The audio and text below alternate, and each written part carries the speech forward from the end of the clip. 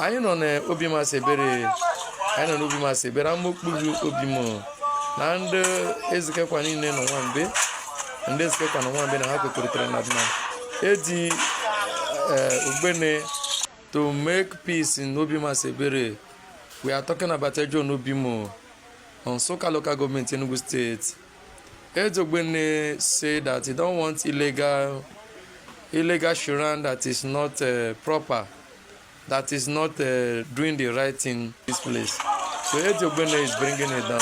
He's pulling the whole shrine down to make sure there is peace in Obi Masquerade. Continue watching because you must watch it to the end. We continue where we stop. Ndewonu ụmụnne m ndị Igbo ndị ọma njem ọnụ, ekelekwa m unu. Ebe nsi ewetara unu ozi a bụ n'ụlọ ozi ndị sim.si ha asịrị FM. Aka m bụkwa nwanne gị nwoke 042 Solex, onye akụkọ ụwa. Ihe onyonyo a ị na-ahụ n'iru ebe a bụ ozi nke anyị nwetara site n'obodo Ejuo na Obimo nke nọ n'ime okpuru ọchịchị Nsụka na steeti Enugu. Ma mmọnwụ abụọ ị na-ahụ ebe a bụ mmọnwụ ama dịka Edi Ogbene. Ndị Nsụka na ụfọdụ obodo ndị ọzọ nọ na gburugburu Nsụka na-eti ya bụ mmọnwụ ama dịka Edi Ogbene. Ma ya bụ ihe onyonyo nke anyị nwetara bụ nke anyị ga-enyo anya na ya ebe a gosiri ebe mmọnwụ ahụ abụọ bụ Edi Ogbene nọ wee na-akwatu, na-akwasa ma na-agbakwanụ ọkụ ụlọ arụsị na ụlọ ọgwụ otu nwa dibịa, onye nke ha kọwara dịka ọgwụ dire, onye na-eme dibịa na ya bụ obodo Ejuo na Obimo. Dịka onye mere ya bụ ihe onyonyo siri wee na-ekwu, ọ sị na ya bụ mmọnwụ nwere ọtụtụ ihe ha hụrụ nke ya bụ onye dibịa bụ ọgwụ dire na-eme, na ọ hapụrụ omenala ndị obodo ha bụ ndị Obimo wee mewezie ihe ọzọ na-abụghị omenala ha, na ọ bụ ihe mere ya bụ mmọnwụ ji wee pụta wee sị na ihe dị otu ahụ agaghị adị n'obodo ha. Ogologo kwa dị mmanụ ka mgbede, ya mere buru oche gị kpụdobe nso ma nọrọ ala ka anyị nyọ anya na ya bụ ihe onyonyo ma hụ ka o si wee gaa n'obodo Ejuo na Obimo nke nọ n'ime okpuru ọchịchị Nsụka na steeti Enugu. Ya mere asịla na Solex si kama lere onyonyo ya. Today, this masquerade have been want to tell us that Obimo must be liberated because some of the shrine in Obimo have been destroyed today. It's just like this shrine Ana Akwado Edina Ebukishita now.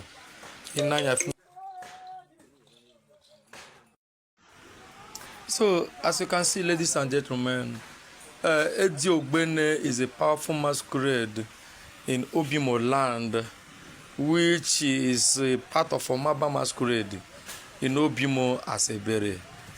So, as you can see, Edi Ogbene is trying to make peace in Obimo Asebere. We are talking about Ejo Obimo on Soka local government in Enugu state. Edi Ogbene say that he don't want illegal shrine that is not proper, that is not doing the right thing. So Edi Ogbene is making sure he pull all the illegal shrine in Obimo Asebere on Soka local government today. As you can see, Edi Ogbene is bringing this shrine down. This shrine is in Amokbu Obimo, which he owns by Ogudire Shrine. Edi don't talk, say no need them again. Say the kind thing where they perform there is not good for humanity, that he needed to come down, and the whole villages was against the honor of this shrine, which you can see as he's breaking a lot of, trying to bring the building down. Yes, you can see as he's cutting a lot of things down to make sure that the building is bring down. Just keep on watching to the end of this, because the fact is that in this world we are today now, a lot of things is happening, and we don't want anything that will implicate Obimo Asebere as a whole. So maybe tomorrow people will be saying that Obimo Asebere is a bad village. So I want to tell you that keep on watching to the end of this of this action that Eddie Ogbene, which is the mother, is taking action to make sure that everything is normal. Yes. So because I'm very, very sorry the audio has come up because the recording was very, very poor, which we are managing to make sure that everything is right. So as you are watching it today, I am on Obima Sebere, I'm Obimo, and Ezekiel no one be, and Ezekiel no one be, and I have to put it Eddie Ogbene is very, very against of the Shiran that he was mounted here, that they don't do a good thing in this place. So Eddie Ogbene is bringing it down. He's pulling the whole Shiran down to make sure there is peace in Obina Sebere. Continue watching because you must watch it to the end. We continue where we stop. I beg make una no verse. I don't know what I go talk again because people go to talk say me I don't even know what's in the grammar why they speak. Oga, if you know if you hear broken, I know I no go school. All this is where they happen here now. The way where I go fit talk and make everybody hear. Huh? I beg men I no verse for that grammar. What I go do now? I no get anything where I go fit talk. The thing when I try to tell them say the AG still they destroyed the shrine of Ogudere, which he come from Mosoka Asado, the Karumon, Obima Sebere. As they watch this shrine, make they watch and well. They watch and well, because anything where they do for redeem, if they hide, they do something. People they see a move, so people will won't get information. Why? Let me tell you the fact. The fact be say all the thing where the person will get this shrine they do. He say he don't end. Say won't end them today. Say no follow about the tradition where they take no the Kenefa Naponda. This Babalawo or Dibia. Say no follow. Say won't end them today. Say ni Omenala we no follow the right tradition. Say go end them. Say no like Omenala we go be say they do one kind. I beg for those people where they hear Tiwa they talk. Men are listening well. You can see as the way where the Masquerade they take cut the shrine. If they cut them, they cut all the whole thing where they take guard the place because the place is very, very hidden. I beg you, person where know they understand what they talk. They watching now. If you know if you hear my voice, you lower your speaker because I don't know where I fit talk again. Man be say make everybody they hear which I talk. I beg. They watch. You know say this life as a day, anything where they do, make you put your hand straight. You put your hand straight too, because what goes around, it still turns around. You see the AD, that is the AD Ogbene, the Masquerade of Obimo Asebere. Destroying Ogudire shrine. He talk say no like wetin Ogudire they do. He no like am well at all. See, you see all this place where they look. You just try and watch the full video because as much as possible, you go see as they go bring down this building. All the thing when they use do medicine, they go bring them outside. You know, say some people say my grammatic is too much. So I'm like, I want to bring it down for everybody to understand. You can see the fire, you don't catch small. The fire don't catch the place small. You never catch them where. This life no balance, so this life will balance. The fire, it be like say, you know they catch well. I've been at the medicine where that place, I made it well. The fire know they catch. Make they watch them now. Make they watch them. Na so it be. This one don't catch. I be like, it don't catch. So make una dey watch am. This commentary is coming from you, from Obima Sebere. It's a commentary because we are a football team. You know, say people go talk about this my grammatic error. It's too much.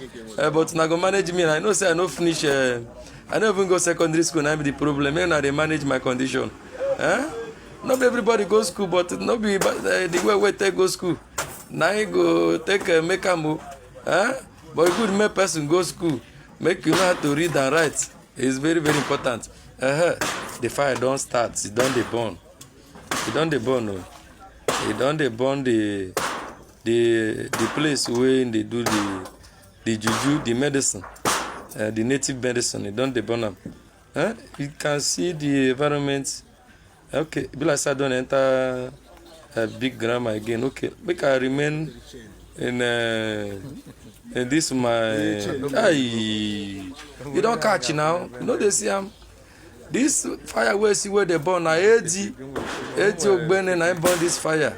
Omaba leke see it don't catch. It don't catch all the demon where they rap. All the demon. All of them go come out today. He go come out. He go. You see even at they watch. Even though say as it be now when they watch this scene, you go still see the main building. We go start to catch fire so soon as possible. You go see the main building that we go soon catch fire. You know, say some Christian people where they go church, go they watch and say, waiting be this. Waiting be this. They watch, you go see the full video. Thank you. Now the fire don't catch the men Shiran. See as the fire they burn the thing, he don't they burn and imagine batty no good. Any person waiting for this world may try to they do better because as they do, Masquerade they see you for spiritual side Shey they see as you they see this thing where they born here, may no miss that opportunity where that calabash go blow. The time we go blow, you go see small demon they come out from that calabash. They say bye bye, oh good. We not do again. Go some of them they rise come out. I swear, make you no miss out. But that one I be the highest one where you go see. Now I be the last video where I go post here today. Should we hear the music of this Masquerade? Very very nice. And now very soon you go see the Masquerade as the para. Say that calabash say must boss am. Watch am. You go see the Masquerade now. Say as in the para. I swear to God, no be small thing, no. See as the fire, the bambaru, the bombardment, the whole building, and the building have finished. You see how we go see as the Masquerade the para now. See the Masquerade as the para. Watch am now.